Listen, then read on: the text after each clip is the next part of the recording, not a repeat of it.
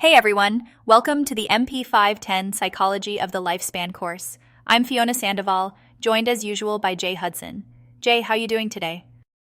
Hey Fiona, I'm good, thanks. Excited to dig into this topic, especially since we're looking at how childhood really shapes who we become. Honestly, this is the part of development that got me into psychology in the first place. Same here. And there's just so much happening in those early years. I was reading Burke's Development Through the Lifespan, and wow, even just early and middle childhood, the changes across physical, cognitive, and emotional milestones, it's huge.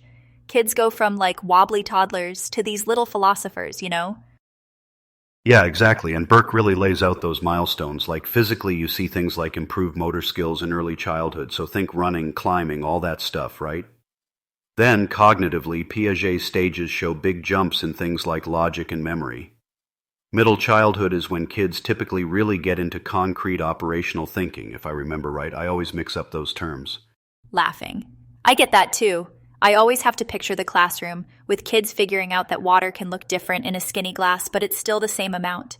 That's conservation, right? Or did I? No, you got it. And then there's socio-emotional stuff, the friendships, teamwork skills, empathy, all of that comes into play in middle childhood. And still, not all childhoods are easy. But childhood is only the beginning of the lifespan journey. What happens on the other end is just as fascinating. Yeah, late adulthood. Okay, so this might sound a bit selfish, but as someone with aging parents and just, getting older myself, I think about this stage way more now than I did as a younger guy. Burke has a whole section on late adulthood, and it's wild. There's that obvious stuff, like changes in physical ability and memory, but also a lot about emotional growth and how people still find meaning and purpose. For sure. And honestly, a lot of my favorite stories come from late in life creativity or big decisions.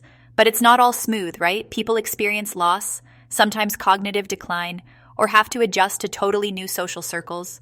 Like Ralph Harms, he made that choice for a death with dignity, and Brittany Maynard's story highlighted so many people's struggles with end-of-life care. There are so many layers emotionally and ethically. Right. So when my dad got sick, he was pretty clear. He wanted as much independence as possible, even when things got tough. And our family, well, we didn't always agree. Some wanted to keep fighting for another month or year. Others felt honoring his wishes was what mattered most. We had a lot of tough talks, sometimes in the hospital cafeteria over bad coffee, and a lot of tears. But in the end, we tried to hold on to what he wanted. There's no perfect answer. No perfect answer at all. Thanks for sharing that, Jay.